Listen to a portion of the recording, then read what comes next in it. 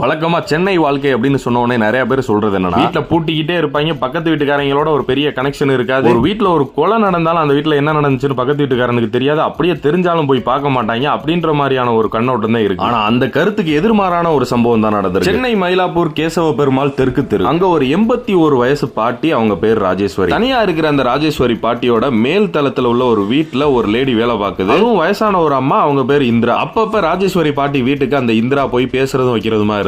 நேத்து திங்கக்கிழமை மே 27ஆம் தேதி பாத்தீங்கன்னா அந்த இந்திரான்ற லேடி ராஜேஸ்வரி பாட்டி வீட்டுக்கு போறாங்க. போய் ராஜேஸ்வரி பாட்டி கிட்ட தண்ணி கேக்குது. அப்ப அந்த பாட்டி தண்ணி எடுக்க போகும்போது பின்னாடி இருந்து துணியை வச்சு மூஞ்சிய மூடி கத்திரிக்கோலை வச்சு மிரட்டி அவங்க போட்டிருந்த தங்க நகை எல்லாத்தையும் ஆட்டையை போட்டுட்டு உடனே அந்த பாட்டி பயந்து நாராயணா நாராயணான்னு கத்தவும் அந்த கத்திரிக்கோலை வச்சு வாயில குத்த முயற்சி பண்ணி இருந்திருக்கு அந்த லேடி. அப்பதான் இப்ப ஒரு அக்கா மைக்கு பிடிச்சு பேசிக்கிட்டு இருக்காங்கல்ல, அவங்க வந்து என்ட்ரி கொடுக்குறாங்க. வைஷ்ணவி, நாங்க வந்து ராஜேஸ்வரி மேடமோட பக்கத்து வீட்டுல தான் இருக்கோம். நாங்கள் இன்னைக்கு வீடு ஷிஃப்ட் பண்ணிட்டு இருந்ததுனால கொஞ்சம் போயிட்டு வந்துட்டு அந்த பக்கம் இது பண்ணிட்டு இருந்தோம். திடீர்னு வந்து நாராயணான்னு கத்துற சவுண்டு கேட்ட உடனே உள்ளே போனால் அவங்கள அந்த லேடி வந்து கால் கிட்ட மடக்கி வச்சுட்டு இருந்தது.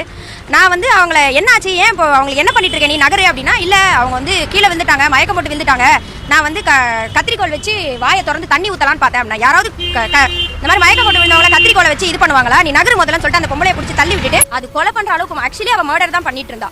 அவ வந்து நகையை திருடுறது மட்டும் அவளோட நோக்கமா இல்ல. இந்த வயசுன்ற அம்மா மட்டும் வரலைன்னா அந்த பாட்டி இந்த லேடி கொலை பண்ணிட்டு நகை எடுத்துட்டு போயிருக்கு. அந்த பாட்டி இந்த வயசுல தனியா விட்ட அந்த பாட்டியோட பெத்தவங்க அம்மா வயசு கிட்ட 4 மடக்கு வாங்கி குடிச்சாலும் திருந்த மாட்டாங்க. பச்சை தண்ணி எதையும் சொன்னேன்.